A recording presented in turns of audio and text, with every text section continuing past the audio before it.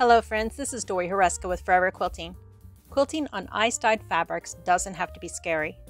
They can be custom quilted following the colors in the fabric like you see me do many times with my mandala designs. But they can also be quilted with free motion all over designs. Here you can see me quilting this ice-dyed fabric with a floral design. This is what I actually call floral confetti, where you take a collection of designs, including floral designs, and continuously sprinkle them all around. Anything with petals, leaves, or stems. Even add some butterflies, bees, and baubles.